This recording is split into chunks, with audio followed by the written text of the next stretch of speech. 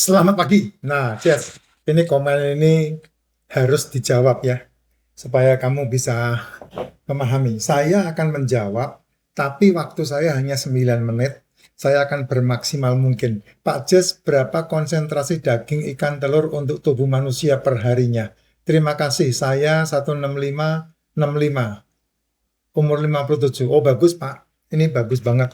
Ya, gini Pak, kalau saya Pak, enggak jelimet seperti yang orang-orang hitung ya, per apa, eh, per kilogram berat badan begitu. Saya enggak seperti itu. Saya hanya sesimpel apa dengan aktivitas saya. Saya hanya melihat yang paling gampang, ukuran yang saya taruh adalah ukuran perkiraan di mana saya membutuhkannya. Jadi saya enggak sampai harus ditaker, ditimbang, enggak sampai kayak begitulah. Saya bukan atlet. Jadi saya bukan atlet dan saya juga bukan nutrisionis. Saya juga bukan dokter yang harus strict dengan aturan-aturan begini, enggak. Tapi saya melihat ke tubuh saya, ke diri saya. Kebutuhannya bagaimana? Apa yang saya bisa dapetin dari apa yang saya makan itu. Satu hari ya, itu kalau kita mau menerima asupan protein di tubuh kita satu hari, kalau mau jelimet ya monggo silahkan, tapi itu bisa dipelajari ya, tapi saya enggak seperti itu. Saya hanya memikirkan kebutuhan wajar, ya, saya nge-gym wajar, saya olahraga wajar, saya kerja wajar.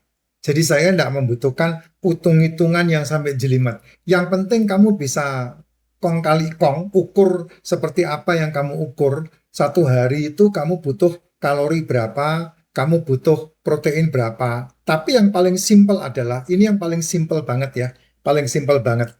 Kamu, kita, manusia, saya, Anda ya, butuh butuh protein satu hari itu setara dengan 12 butir telur. Simple. Kalau dihitung itu 0,8, 0,5, 0,8 sampai 2 gram per kilogram berat badan. Kalau dihitung seperti itu. Jadi sekitar sekitar 8 sampai 12 butir telur sudah mumpuni, cukup itu. Itu bukan bukan atlet ya, bukan atlet biasa. Hidup biasa, nge-gym biasa, olahraga, kerja biasa. 8 sampai 12 telur satu hari kebutuhan proteinmu. Nah, kebutuhan protein itu kan kalau kita melihat kebutuhan tubuh itu kan ada mikronutrisi, ada makronutrisi. Betul tidak? Nah, makronutrisi ini mikronutrisi adalah mineral sama vitamin. Mineral vitamin ada di dalam asam amino, asam lemak yang kita makan, yaitu makronutrisi. Makronutrisi ada di dalam telur, asam lemak, asam amino, sama karbohidrat. 5 kebutuhan tubuh kita kan ini saja. Nah, karbohidrat itu beda lagi ya. Karbohidrat itu gula. Nah, asam amino, asam lemak ini proteinnya. Nah, ini kita butuh sekitar 8 sampai 12 butir telur satu hari. Putihnya Pak? Enggak, putih sama kuningnya. Itu setara dengan 8 sampai 12 butir telur. Kebutuhan 24 jam kita tentang protein.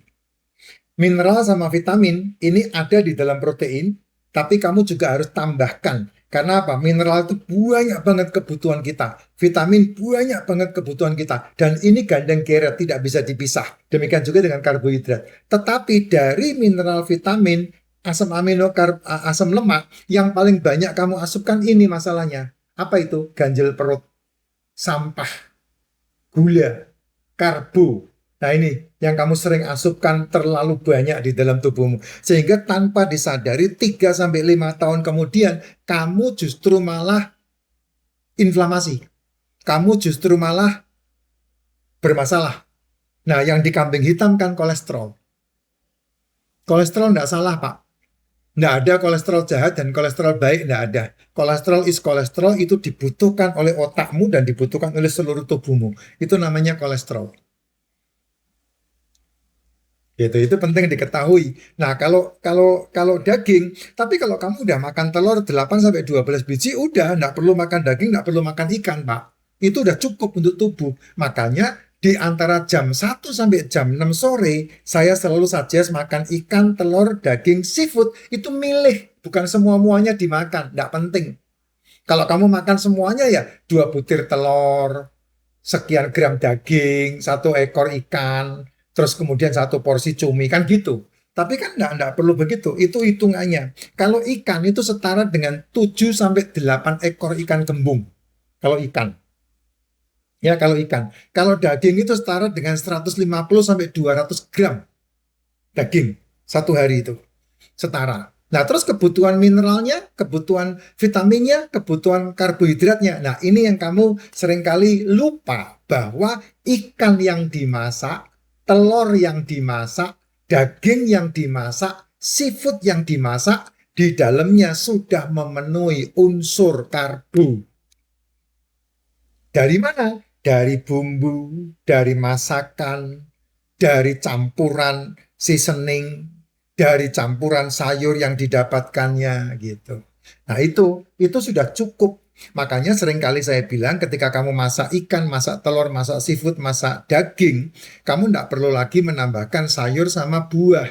Kenapa? Karena yang namanya gula, glukosa, sakrosa, fruktosa itu bisa dipecah dari telur yang dimasak, ikan yang dimasak, daging yang dimasak, seafood yang dimasak. Seafood saus padang, udang saus padang, kerang saus padang, kepiting saus padang, rendang. Itu semuanya sudah memenuhi unsur karbo sehingga tidak perlu dimakan pakai nasi. Kalau kamu makan pakai nasi, limpah, berlipat gulanya, 300 sampai 800 kali. Nah, kamu punya pengeluarannya tidak? Nah, itu permasalahannya. Apa itu pengeluarannya, Pak? Keluarin, kalorinya dipakai melalui nge-gym, melalui olahraga, jalan kaki 10.000 langkah, treadmill, naik sepeda. Nah, ada enggak pengeluarannya? Kalau teman-teman yang kerja untuk kuli angkut sawit, nah itu pengeluaran yang sangat signifikan. Petani di sawah, itu yang signifikan. Kuli panggul di pasar. Tapi kan kalau saya ngomong begini, kuli panggul sama petani sama yang bekerja di lapangan marah sama saya. Ya kan? Alasannya pasti tidak kuat. Itu tanggung, itu kewajibanmu, Pak. Itu pilihan kerjamu. Kamu memilih kerja seperti itu, kamu harus menyelesaikannya. Tapi tanggung jawabmu juga kamu harus lakukan untuk ke tubuhmu. Karena kesehatanmu bukan hari ini. Kesehatanmu itu nanti ketika kamu pensiun. Ketika kamu sudah berhenti kerja itu loh. Itu kesehatan yang paling utama. Bisa enggak kamu seperti saya umur 57 tahun menuju ke umur 60 tahun menikmati hidup seperti yang sekarang saya nikmati? Enggak bisa nanti. Kenapa? Karena kamu akan kehabisan dana. Kenapa kehabisan dana? Karena danamu habis untuk ranjang termahal di muka bumi. Kerja 10 tahun, kerja 20 tahun, kamu ngumpulin duit, ujung-ujungnya kamu ngemis ke anakmu sendiri. Nggak aci. Sayang banget. Kasihan. Beneran, ini saya ngomong kasar loh. Ya, ini plot twistnya galak, plot twistnya sadis. Tapi kalau kamu merenungkan baik-baik, kamu akan setuju dengan kalimat saya. Betul. Anak yang kamu lahirkan itu nantinya bukan anakmu. Jadi kenapa kamu masih berpikir bahwa kamu melahirkan anak, kamu investasi. Dan kamu mengabaikan tanggung jawabmu untuk menjaga kesehatan kamu, sehingga nanti ketika kamu tua, kamu dibuang sama anakmu. Jangan, Pak. Zaman kita sekarang beda dengan zaman nenek moyang kita. Di mana nenek moyang kita, orang tua diurusi sama anaknya. Kalau zaman sekarang tidak. Anak punya tanggung jawabnya sendiri. Harus dipahami itu. Gitu. Nah, saya bukan merombak sebuah tradisi dan budaya, tidak. Tapi saya mau memberitahukan sesuatu yang penting banget untuk kamu kerjakan dalam hidup. Gitu. Nah, makanya dalam konten saya selalu saya masukkan unsur bisnis. Hari ini kamu harus membangun kekayaanmu untuk 10 sampai 15 20 tahun yang akan datang. Yang paling simpel kripto, yang paling simpel itu. Kenapa? Karena kripto Bitcoin ditambang tahun 2040 itu 99% sudah tertambang. Dan habis ditambang tahun 2140. Jadi kalau sekarang ini kamu umur 50, kamu masih punya waktu 10 tahun untuk mengerjakan kekayaanmu ke depan. Makanya saya ajak supaya kamu ikut. Memang sekarang susah, benar, karena duitnya tidak ada. Tapi 3 tahun saja kamu bisa menikmati seperti saya. Saya 3 tahun saja udah bisa menikmati. Nah itu dia, beli alatnya. dia yang membantu kita, asisten kita beli dan jual. Nah itu dia.